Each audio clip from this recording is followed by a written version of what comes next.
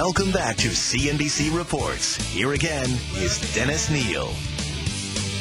That was me first and the Gimme Gimmes doing their version of Sweet Caroline. I love that. Punk meets Neil Diamond. All right, here's some real deal action for you a little bit more. I want to talk to you tonight about the doomsayers. Now, we bring a lot of them on CNBC, guys who made their reputations by forecasting doom and turning out to be right. Meredith Whitney is one of the best-known doomsayers. She called the Citigroup collapse and the banking crisis way before the rest of Wall Street did. Nouriel Roubini, he's an even bleaker doomsayer. He called the meltdown back in September '06, a full year before the market peaked and began its horrible slide. And there was a money manager guy on CNBC earlier today, Dan Deegan of Deegan Financial Advisors, and he sees as much as a 50% decline in stock prices from where they were in the fall, and he recommends buying absolutely nothing in the stock market right now.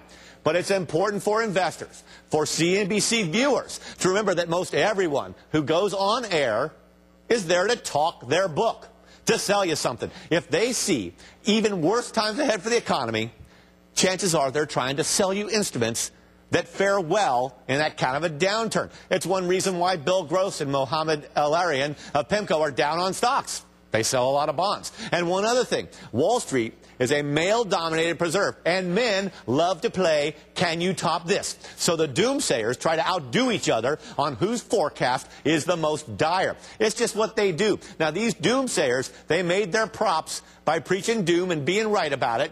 And when that's how you made your rep, you're going to be one of the last to reverse course and decide we're going to be okay. And yet, we are going to be okay. And I'm not selling anything. Okay, tonight I am taking aim at one of those perma-bear type players now. He's a forecasting Eeyore. Peter Schiff of Euro Pacific Capital. In 2007, he came out with his very prescient book, Crash Proof: How to Profit from the Coming Economic Collapse. He was right to preach doom then, and he's still preaching it now. And by the way, he has stuff to sell you that can protect you, right, Peter? I mean, you like overseas stocks and safe harbors like gold, which goes up in value as people become more scared about the economy. Well, yes, they go up in value, but not because they're listening to me. Those things are going to happen anyway. Yeah. Gold's going to go up, whether or not I come on television and talk about it. And if someone buys gold through your firm, do you make money on it?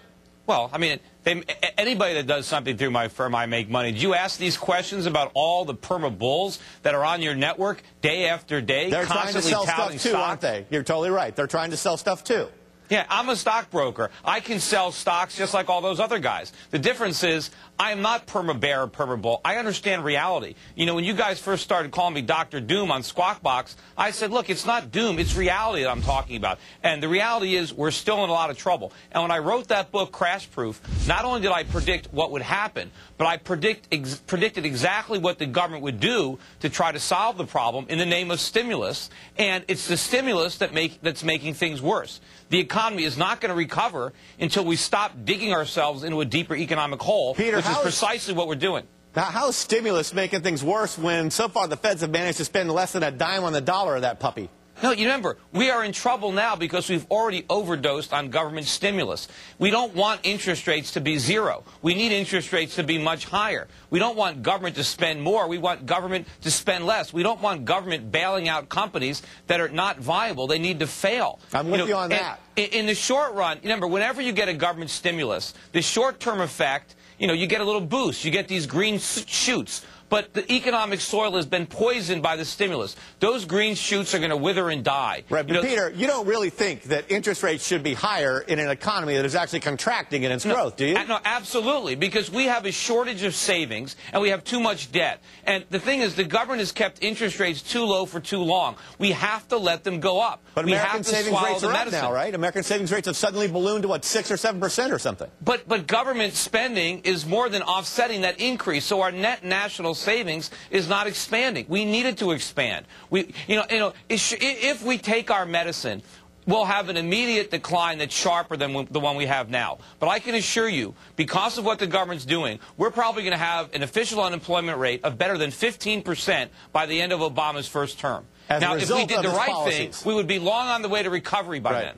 When's the last time, Peter, just one last question, when's the last time you were bullish overall? Well, I've been bullish on a lot of things for the last 10 years, and I've been right. You know, I've been bullish on foreign economies. I've been bullish on China. We've invested a lot of money there for the last 10 years. I've been bullish on commodities. I've been bullish on precious metals. But I was bearish on the stock market in the late 1990s, and I was right. And when I saw the government inflating a real estate bubble as early as 2002 and 2003, I began predicting exactly what would happen when the bubble burst. You did. And I can't, look, it's not my fault that I was able to see these problems far enough in advance to not only warn people about it, but to do something about it. Got to wrap here. And when you make a major turn and decide that the end of the world is not near, come on my show and let's break some news, babe. Hey, I'm not bearish on the whole world. I got you. I'm bearish on America, and only because of what we're doing. And I'm bullish on America. All right, thanks a lot for being with us. Appreciate it very much. All right. Okay, and